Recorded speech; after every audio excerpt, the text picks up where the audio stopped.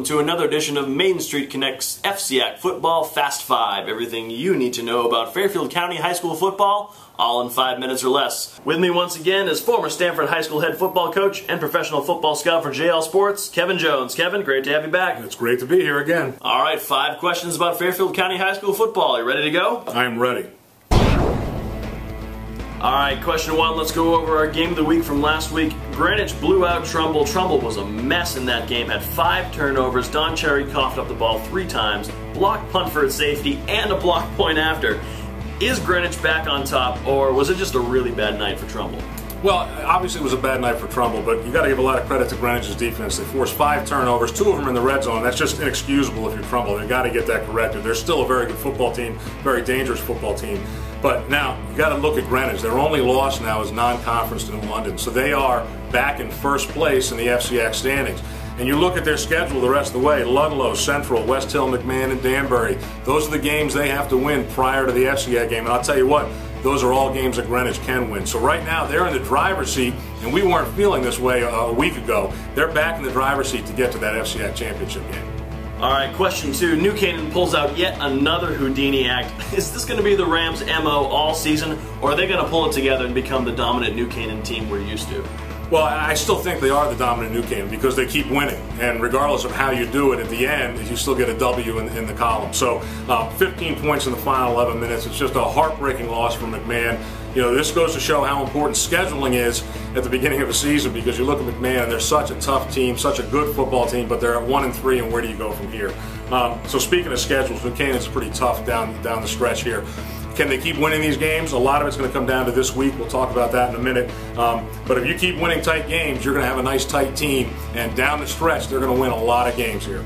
All right, question 3. Darien barely escapes with a win over Danbury. Now the huge test, entering Death Valley here. How will the Blue Wave fare in the next 3 games against Trumbull, Wilton, and then Staples? Well, it's a heck of the next 3 games for these guys. Darien's a young team. We talked about them a few weeks ago.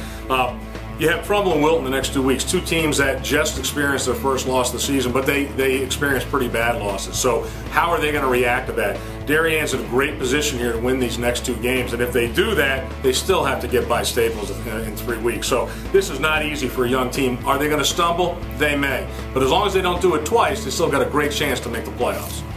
All right, question 4. After getting stonewalled by Greenwich in week 1, Ridgefield has averaged over 40 points a game the last 3 weeks. How much does the rest of the conference need to worry about the Tigers right now? Well, they need to worry. You look at Connor Rowe, their quarterback, who throws a nice, tight, crisp ball that I saw. You know, his stats right now, 59-95, 62%, which is great for a high school quarterback, 800 yards, 8 touchdowns, but 7 interceptions. He's got to cut down on some of those interceptions, continue having that success. If he eliminates those interceptions, the rest of the league better watch out, because their offense is very good, very talented. They have a big team up front. Then the rest of the conference, the rest of their schedule for sure, better take notice, because the Tigers' offense is for real. And once again, that'll bring us to our Main Street Connect game of the week this Friday at 7 p.m. New Canaan at Norwalk. It was pretty safe to say we'd be talking about New Canaan as unbeaten at week 5, but not Norwalk. Is the Cinderella story going to continue for the Bears, or is Matt Milano going to turn that carriage back into a pumpkin?